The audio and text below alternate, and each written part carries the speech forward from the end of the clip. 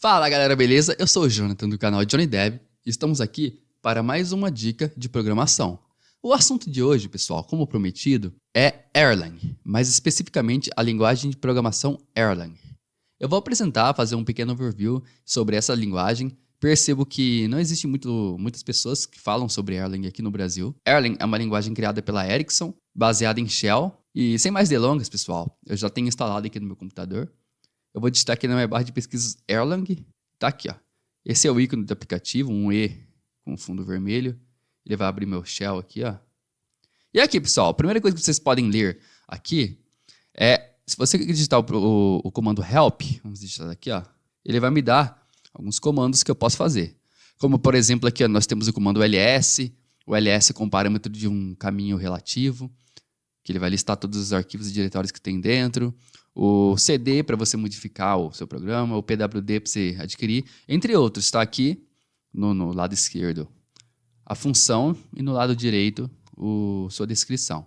Aqui no Erlang é interessante porque a sintaxe dele é um pouco diferente da sintaxe das demais linguagens, como por exemplo Python, C, Java. Um exemplo clássico disso é que nós não temos loops for aqui, não temos loops while.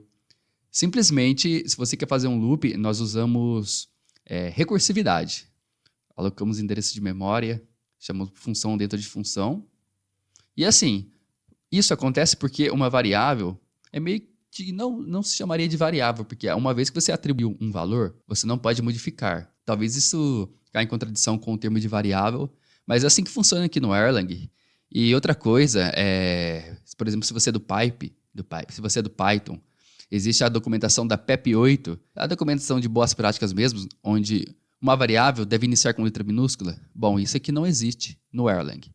No Erlang, uma variável é obrigada a ser escrita com letra maiúscula. Por exemplo, eu vou limpar aqui, ó, comando Q, ele vai desligar o meu Erlang. Vou abrir aqui de novo, ó. E assim, eu posso digitar aqui, ó, entre aspas simples, nome e dar um Enter, ponto no final. Tá vendo? Retorno o nome. Aqui a sintaxe dele, se você vem do C, sabe que todo comando termina em um ponto e vírgula. Aqui todo comando termina em um ponto. Outro fato interessante sobre o Erlang é que em uma função não existe return. Eu tenho aqui uma função em Erlang, eu descrevi ela aqui no meu Notepad++. Isso aqui é uma função Erlang, ok? O que eu fiz com essa função? É um módulo, tá? Ou seja, um arquivo .erl, a sua extensão. O módulo se chama BMI, que é o mesmo módulo, é o mesmo nome do meu arquivo, ó. Ele está aqui, ó, cadê? Ele está aqui nessa pasta, vocês podem ver aqui, ó, bmi.erl, esse .erl, não o .bin. E o que eu fiz? Desse módulo, eu criei uma função chamada calcular BMI, que é aquela taxa de massa corpórea, que você recebe como parâmetro peso e altura, e retorna o peso dividido pela altura ao quadrado. E assim, como vocês podem ver, essa aqui é a minha função, como se fosse aquela def do Python.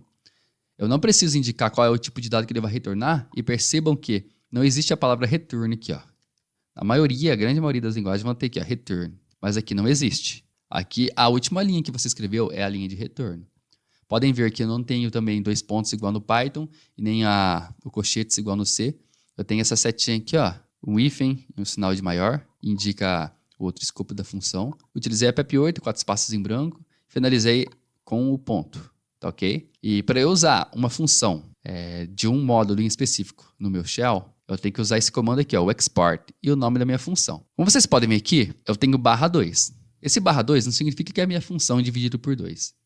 Significa que eu tenho a minha função, calcular BMI, tá aqui, e eu recebo 2 parâmetros, que é o peso e a altura. Se por acaso eu recebesse um parâmetro, no lugar do 2 eu escreveria 1. Se eu recebesse 3 parâmetros, no lugar do 2, eu escreveria 3. Esse conceito aqui é útil porque nós temos, né, você já deve ter ouvido falar em polimorfismo da orientação a objetos, onde nós temos várias assinaturas de uma mesma função. Ou seja, uma função que recebe diferentes números de argumentos. Tá ok? Nós trabalhamos com isso aqui. Deixa eu ver se eu pego um outro exemplo aqui, rapidinho. Eu tenho aqui um outro exemplo, pessoal. É o modo Erlang init, onde eu tenho aqui minha função encaminhar. Tá vendo que ela não recebe nenhum parâmetro. Logo, na hora que eu utilizei o export dela, tá vendo aqui? Eu dei o /0. E a função somar simplesmente retorna 2 números. um número mais o outro, na verdade. E eu passei o número 2 aqui, ok? Como vocês podem ver aqui, eu criei uma variável aqui no meu encaminhar chamada caminho, com letra maiúscula. Com letra minúscula, não seria considerada uma variável, então tem que ser com letra maiúscula e uma aspa simples, tá ok? Como vocês podem ver aqui, eu coloquei uma vírgula, que indica que é uma outra linha aqui embaixo, e finalizei com ponto final. Finalizei com ponto final, sinal que esse é o último comando meu e ele vai retornar esse comando. Bom, apresentei, dei um breve overview aqui, deixa eu fechar esse daqui. Eu vou rodar esse código aqui, por exemplo. Para isso, tem aqui, ó, no meu Erlang, eu preciso, se eu der um pwd, vai retornar o caminho que eu estou. Eu não estou no caminho onde se encontra o meu módulo. Então, eu vou mudar para o caminho onde se encontra o meu módulo. Para isso, eu vou criar uma variável, que como vocês podem ver, eu vou chamar a variável de caminho, e ela vai receber o meu caminho. Na verdade, eu vou pegar essa pasta onde está o meu arquivo BMI, vou pegar o caminho dela, um Ctrl C, coloquei aqui no meu Erlang, vou clicar com o botão direito do mouse para colar, fechei e dei um ponto final. Só que nós estamos no sistema Windows, e o sistema Windows, ele, diferente dos Unix, ele utiliza a contrabarra, né, como separador de pastas no seu sistema de arquivos. A maioria das linguagens já fazem isso automaticamente, mas nós devemos colocar 2 contrabarras aqui, ou barras invertidas. Pois quando só tem uma, ele vai entender que é um caractere e vai buscar lá na nossa tabela ASCII e vai me retornar um erro. Por isso, eu devo colocar 2.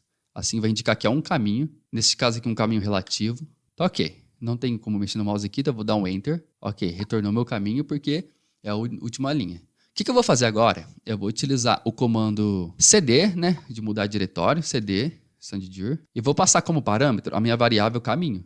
Pronto, vou dar um ponto, tá aqui. Mudei. Se eu der um pwd agora, tá aqui, eu estou trabalhando nesse meu caminho agora. E o que eu tenho que fazer, pessoal? Para eu rodar aquele meu código, quase que eu falo robô, né? Eu sou acostumado com o iPad. Para eu rodar aquele meu código daquele módulo, eu preciso exportá-lo. Para exportar, eu vou utilizar o comando C. E dentro do meu comando C, no seu argumento, eu vou passar o nome do meu módulo, que é, deixa eu ver aqui, é BMI. Lembrando que o nome do meu módulo tem que ser exatamente igual ao nome do arquivo. É BMI. Volto aqui no meu Erlang, escrevo BMI e vou dar um Enter. Tá ok? Quando escreveu isso aqui, ó, ok, vírgula, o nome do módulo, é porque deu certo o meu comando. Agora estou dentro do meu módulo. Agora eu consigo acessar todas as minhas funções que eu apliquei o export. Por exemplo, se eu não tivesse escrito export aqui, eu não conseguiria acessar essa função calculate BMI. Mas como eu escrevi, basta apenas eu colocar o nome do meu módulo, BMI, 2 pontos e o nome da minha função, calculate, escrevi errado, calculate BMI. Vamos ver se é isso mesmo. Poderia copiar, né? Calculate BMI. Tá. E agora, vou passar os 2 parâmetros. Um peso, vamos pegar um 80, e uma altura, em centímetros. Então, ponto, ele vai me retornar minha taxa. Retornou, tá ok. Rodei aquela função. Tá ok, pessoal? Então, é basicamente isso, pessoal. Quis apresentar mesmo o Erlang. Percebo que não tem muito conteúdo sobre Erlang aqui no Brasil mesmo. É difícil encontrar.